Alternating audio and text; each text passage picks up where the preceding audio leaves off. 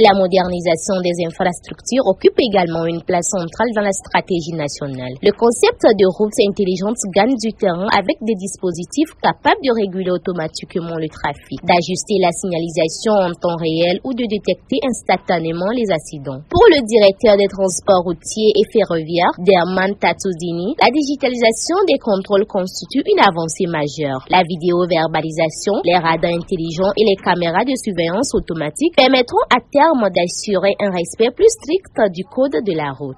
Sous le haut patronage de son Excellence Monsieur Faure et Souzimna Niassimbe, président du Conseil, et sous l'égide du ministère délégué auprès du ministère de l'économie et de la veille stratégique, chargé du commerce et du contrôle de la qualité, le CETEF Togo 2000 organise du 28 novembre au 14 décembre 2025 la 20e foire internationale de Lomé.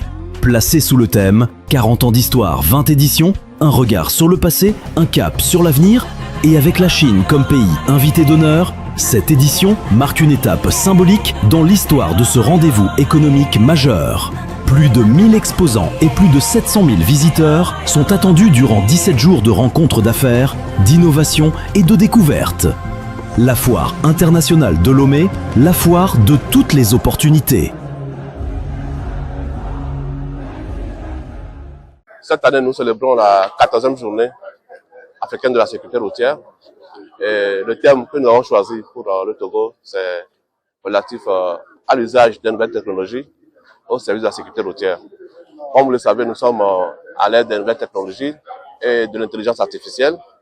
Et le secteur des transports n'est pas en reste et doit également bénéficier de ces nouvelles technologies-là. Aujourd'hui, il y a de plus en plus de systèmes conçus pour aider le conducteur en termes de prévention de risques sur la route. Il y a les systèmes embarqués dans les véhicules. Aujourd'hui, vous avez des systèmes comme le freinage automatique d'urgence. Lorsque le véhicule détecte un obstacle, les freins sont automatiquement activés. Vous avez également des systèmes qui permettent de détecter la fatigue ou la somnolence du conducteur au volant. Il y a également des systèmes anti-démarrage où quand le conducteur veut démarrer, il souffle dans l'éthylotest et suivant le taux d'alcoolémie, le véhicule peut ne pas démarrer.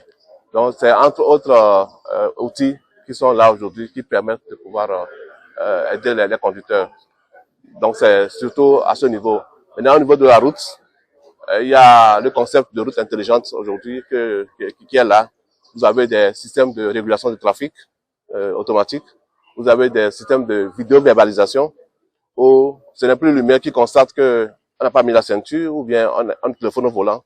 Mais il y a des systèmes de vidéosurveillance automatiquement qui détectent ces genres de comportements et qui verbalisent l'usager en fonction. Il y a les radars également de contrôle de la vitesse aussi. Donc c'est beaucoup d'outils qui sont là aujourd'hui et qu'on doit saisir l'opportunité de l'intelligence artificielle surtout pour pouvoir aider également à la sécurité routière. Bon, les études sont actuellement en cours.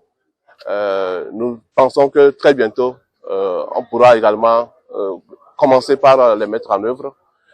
Il y a quand même un début qui est là. Quand je prends, par exemple, au niveau de la formation, il y a les simulateurs de conduite qui sont utilisés par certains centres. Ça aide, ça facilite la formation du conducteur où on le met dans des situations, on simule des situations pour voir son comportement.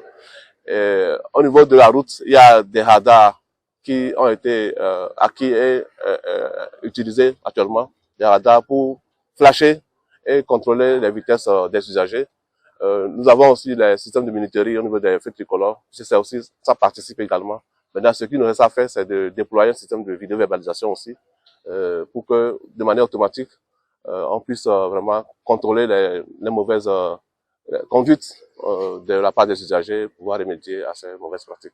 Au cours de cette rencontre, nous avons partagé avec les acteurs du transport routier qui sont impliqués dans la promotion de la sécurité routière, ces avancées technologiques qui ont cours quand même sous d'autres cieux. Et nous allons voir maintenant ensemble pour le Togo de manière pragmatique et réaliste ce qu'on peut implémenter de manière graduelle et pouvoir aussi monter en régime